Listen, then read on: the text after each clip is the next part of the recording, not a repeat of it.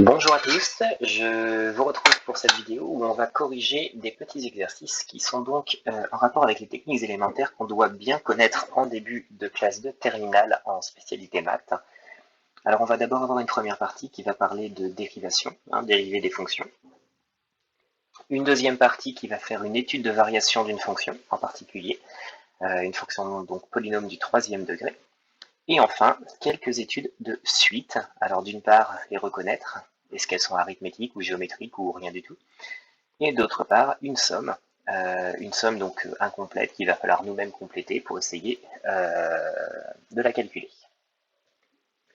Alors c'est parti pour le premier exercice. Donc on doit déterminer puis simplifier l'expression de la fonction dérivée de la fonction f qui à x associe 7x³ moins 5x plus 1 sur x carré. Alors, la dérivée de la fonction x³, c'est 3x carré.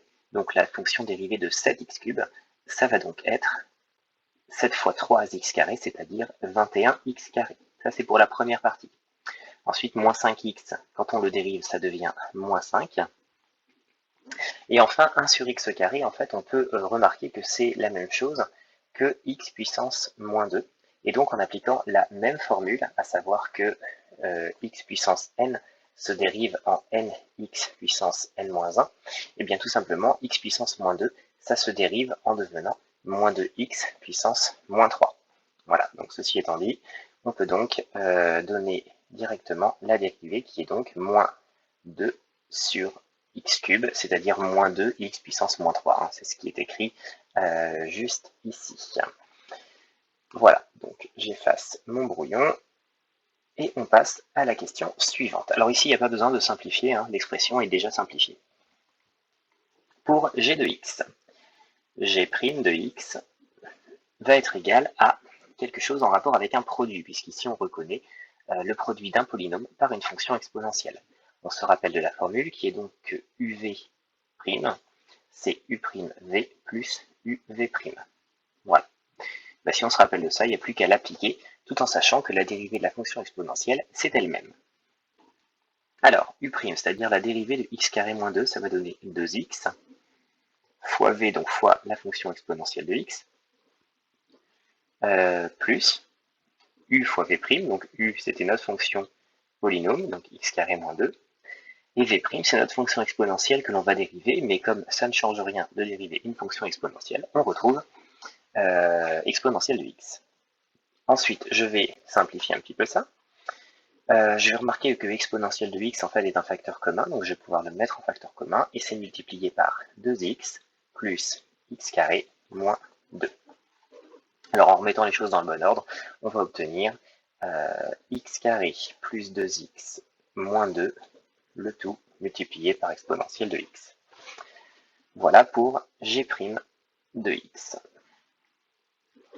Ensuite, pour h de x, là c'est une fonction quotient. On se rappelle que u sur v' est égal à u'v moins uv' sur v au carré. Et on utilise cette formule avec u, qui est donc la fonction qui a x associe x moins 1 ici, et v, la fonction qui a x associe 2x carré plus 1 ici. Alors on y va. H' de x est égal à donc u', c'est-à-dire juste 1, fois v, c'est-à-dire 2x carré plus 1, moins u, c'est-à-dire x moins 1, fois v', c'est-à-dire 4x. C'est tout, 4x. Le tout divisé par v au carré, c'est-à-dire 2x carré plus 1 au carré. On continue notre calcul, ça nous donne 2x carré plus 1 moins, alors là on va développer, donc 4x carré moins 4x, voilà, on n'oublie pas les parenthèses, le tout sur 2x carré plus 1, le tout au carré. Puis maintenant les parenthèses qu'on n'a pas oubliées, on va justement les enlever, et ça nous donne 2x carré plus 1 moins 4x carré plus 4x, le tout sur 2x carré plus 1 au carré. On obtient donc que h' de x est égal à moins 2x carré plus 4x plus 1, le tout sur 2x carré plus 1, le tout au carré. Alors on ne s'embête pas à développer le dénominateur puisque la plupart du temps le calcul d'une dérivée sert à étudier les variations d'une fonction et donc on a besoin de connaître son signe. Et l'avantage de ce dénominateur, c'est qu'on voit directement que c'est un carré et que donc c'est positif et c'est la plupart du temps la seule chose qui nous importe. Alors justement, on va faire un exemple d'étude de variation dans la partie B. Ici, nous avons la fonction f de x la fonction f qui a x associe 3x cube moins 9x carré moins 135x plus 12. C'est une fonction polynôme du troisième degré que l'on va donc dériver. Ensuite, on va étudier le signe de sa dérivée pour savoir quand est-ce que cette fonction-là est croissante ou décroissante. Alors on y va. f' de x. D'abord la dérivée, c'est égal à 9x carré moins 18x moins 135. Donc je rappelle que le petit 3 ici, en fait, on va utiliser la formule qui donne que la dérivée de xn, x puissance n, c'est nx puissance n-1. Donc x cube devient 3x carré, et comme tout ceci était multiplié par 3, on obtient 9x carré pour le premier terme. Et on fait bien sûr la même méthode pour les autres. Ensuite, donc on a notre dérivée, elle est déjà terminée. Il suffit maintenant d'étudier son signe. Alors c'est un polynôme du second degré, et cette fois on sait que ce polynôme va être sous la forme d'une parabole, et que donc il va être, alors comme ici le coefficient du x carré c'est 9, c'est un nombre positif. Ce nombre positif signifie que la parabole va être de la forme d'un U, quelque chose comme ça. Et donc, ce polynôme va être soit toujours positif, soit il va être négatif seulement entre ses racines s'il a des racines. Donc on va faire une recherche de racines. On va calculer delta. Donc delta est égal à b au carré, c'est-à-dire moins 18 au carré, moins 4 fois a fois c, donc 4 fois 9 fois moins 135. On va prendre sa calculatrice. 18 au carré, ou moins 18 au carré, puisque ça donne la même chose, ça fait 324, moins 4 fois 9 fois moins 135, ça fait moins 4860. Voilà, ce qui nous donne un total de 5184.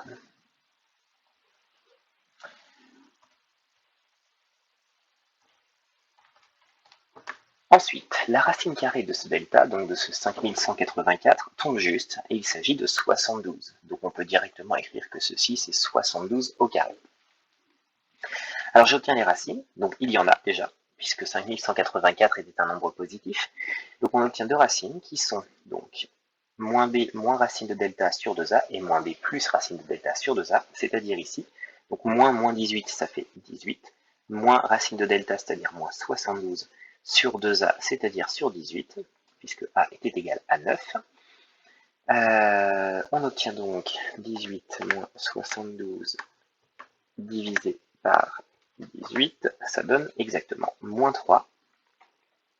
x2, la deuxième racine, va être égale à quasiment la même chose, 18 plus 72, cette fois, sur 18, ce qui va donner 5. On a donc ici directement notre résultat, à savoir que f' est plus grande que 0, donc sur moins l'infini, moins 3, alors c'est f' de x, puisque ce sont des nombres, moins l'infini, moins 3, exclu du coup, puisque j'ai mis strictement plus grand, union 5 plus l'infini, et f' de x est plus petit que 0 sur moins 3, 5. Avec égalité, évidemment, lorsqu'on est exactement à moins 3 ou exactement à 5. On obtient directement le tableau de variation, du coup, qui va donc être que x va pouvoir prendre des valeurs, donc moins l'infini, jusqu'à plus l'infini, en passant par deux valeurs bien particulières, que sont moins 3 et 5. Ensuite, f' va être ici Donc on a dit quoi? On a dit qu'ici c'était positif, ici c'était 0, ici c'était négatif, ici c'était 0, et ici c'était positif. Et donc, au niveau des variations de f, on va obtenir la croissance ici, la décroissance ici, et la croissance ici. On va pouvoir calculer aussi les valeurs. Alors pour ça, on va directement rentrer la fonction dans la calculatrice. Alors, donc suivant votre calculatrice, hein, vous allez là où c'est écrit fonction. Alors il faut bien sûr qu'elle soit en mode fonction si c'est une Texas par exemple. Sinon, si c'est une Numworks ou une Casio, vous allez directement sur fonction et vous marquez directement l'expression de la fonction f, qui est donc 3x3.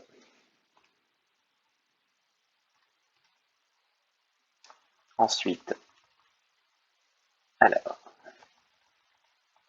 hop, donc 3x3, pardon, moins 9x carré, moins 135x, plus 12. Comme c'est une fonction polynôme, on sait que ici on va partir de moins l'infini, qu'on va arriver à la fin ici à plus l'infini, et il nous reste à calculer f de moins 3. F de moins 3 qui va donc valoir, j'ai plus qu'à le calculer, alors, moins 3, j'obtiens donc 255, et f de 5,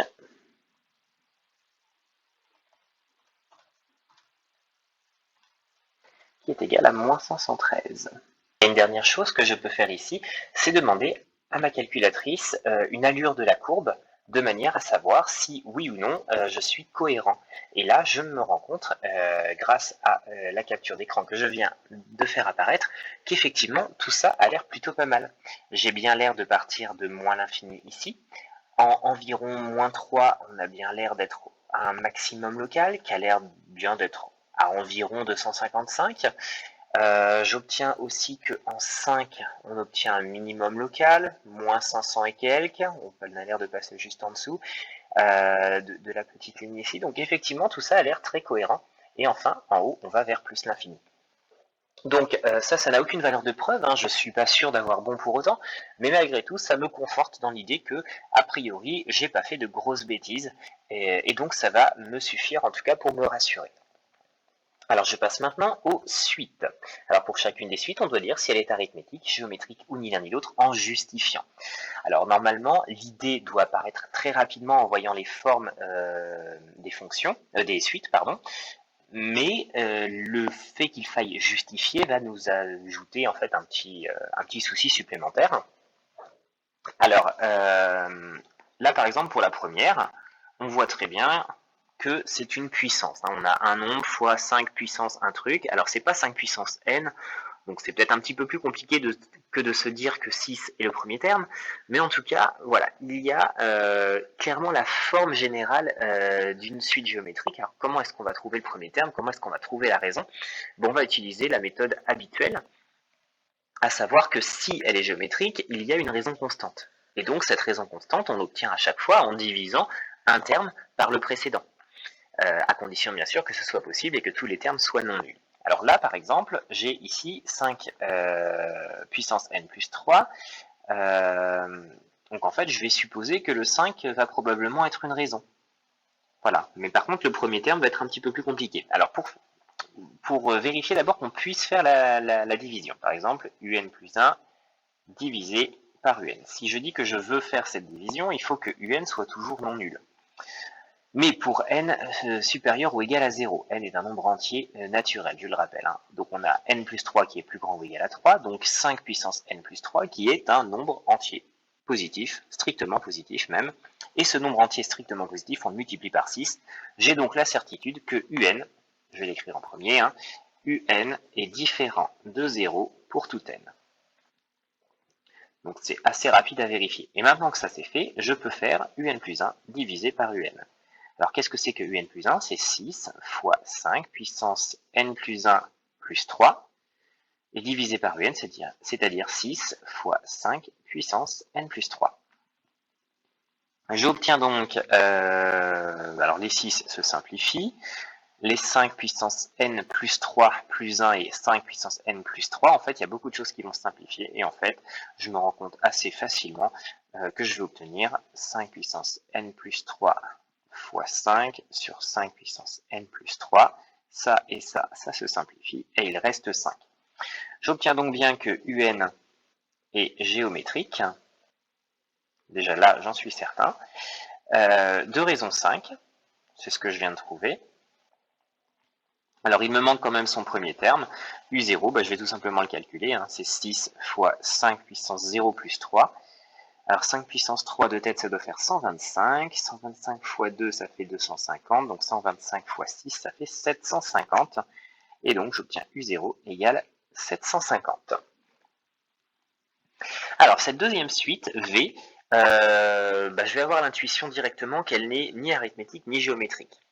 Alors pourquoi? Parce qu'en fait, on se rend compte qu'on essaie de copier un petit peu la forme d'une suite géométrique, c'est-à-dire que Vn plus 1 est égal à Vn fois un truc. Mais le truc en question dépend de n. Donc, puisqu'il dépend de n, ce ne sera pas géométrique, puisque ce ne sera pas toujours par le même nombre qu'on multiplie. Donc ça me suffit pour dire que c'est pas géométrique, ça me suffit pas pour dire que c'est pas arithmétique, mais j'en ai quand même l'intuition. Alors pour prouver que c'est ni l'un ni l'autre, le plus simple va être de prouver sur les premiers termes. On a V0 qui est égal à 3, on va pouvoir calculer V1. Alors V1 ça va être quoi? Donc V1 c'est V0 plus 1, donc c'est égal à 0 plus 2 fois V0, donc 2 fois V0, c'est-à-dire 6. V2 c'est V1 plus 1. 1 plus 1, ça fait 2. Donc, on obtient 1 plus 2 fois V1, donc c'est-à-dire 3 fois V1, et donc 3 fois V1, donc 3 fois 6, ça fait 18. Donc je vois bien qu'ici j'ai multiplié par 2 pour aller de 3 à 6, et j'ai multiplié par 3 pour aller de 6 à 18. Elle n'est pas géométrique, c'est fini. Maintenant, pour aller de 3 à 6, si elle était arithmétique, je m'aperçois que la raison serait de 3. 3 plus 3 donne 6. Mais si je fais 6 plus 3, j'obtiens pas 18. Donc, elle n'est pas arithmétique non plus. Donc je n'ai plus qu'à l'écrire. Vn n'est ni arithmétique ni géométrique, car dans chaque cas,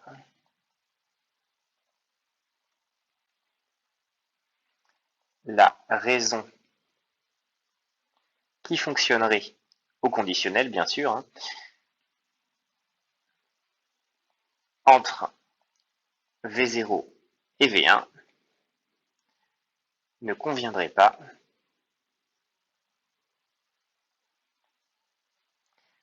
entre V1 et V2. Voilà, donc fin de la démonstration. Donc la dernière, alors vu la question, on va se douter qu'elle va être arithmétique, hein, mais même sans ça, on s'aperçoit que 7 moins 0,4n, on reconnaît très clairement, parce qu'on l'a vu depuis longtemps, la forme d'une suite arithmétique de premier terme 7 et de raison moins 0,4.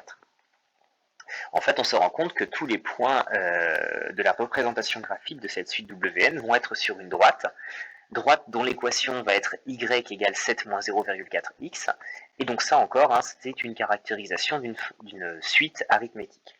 Alors pour le démontrer, on utilise à peu près la même méthode que pour la suite géométrique, sauf que cette fois on ne fait pas une division, on fait simplement une soustraction. Si on fait Wn plus 1 moins Wn, et ceci quel que soit le rang n auquel on se trouve, qu'est-ce qu'on obtient? On obtient 7 moins 0,4 n plus 1 moins 7 moins 0,4 n.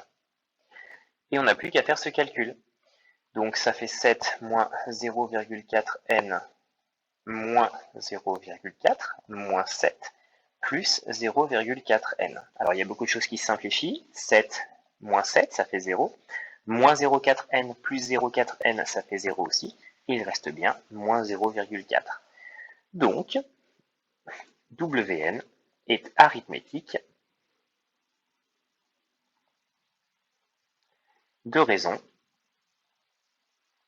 moins 0,4. Alors il nous manque le premier terme. Hein. Alors je vous avais dit tout à l'heure que c'était 7.